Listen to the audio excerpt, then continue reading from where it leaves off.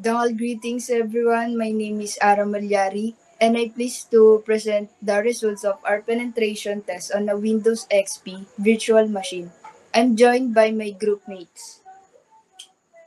I'm Raymar Tayawon. I'm Mandy Tikman. I am Aljay Ray Robredillo. I am George Luis Adarlo. Our objective was to identify vulnerabilities within the Windows XP system, successfully exploit them, and propose effective defensive measures to enhance its security. This penetration test was conducted within a controlled environment, utilizing a Windows XP virtual machine as the target and the Kali Linux machine as the attacker, all set up using VMware. We're excited to share our findings with you. This is the setup details. And the environment setup is Kali Linux and Windows XP were set up on VMware. The Windows XP machine was left intentionally vulnerable to simulate a real-world attack scenario. This is the purpose: identify security weaknesses, test system defenses through ethical hacking, provide actionable recommendation to improve security. I will now pass it over to Raymart Hayawan to discuss the information gathering phase. Thank you. And on information gathering phase, we use several tools to identify the target's weaknesses and entry points. Nmap scan. We use Nmap to identify the target's IP address and scan for open ports and running services. Open ports revealed potential vulnerabilities in SMB, FTP, and Telnet. Netcat. We attempted banner grabbing using Netcat to gather information about the system and services. Hydra. We use Hydra to perform brute force login attempts on SMB, FTP, and Telnet.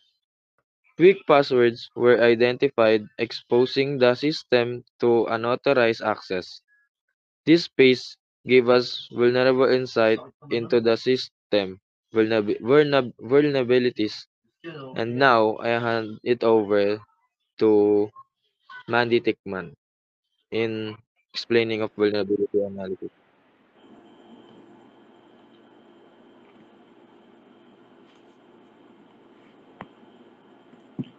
Vulnerability analysis. Once we gathered the initial information, we conducted a detailed vulnerability analysis. First, we examined the firewall and security policies.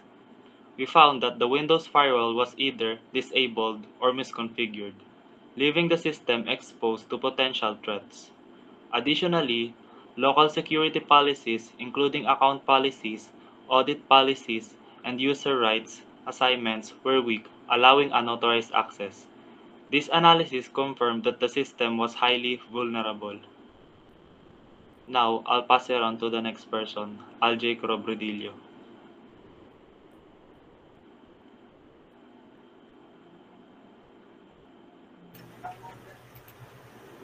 So, thank you. After identifying vulnerabilities, we move on to the exploit phase or exploitation phase to test the system defenses.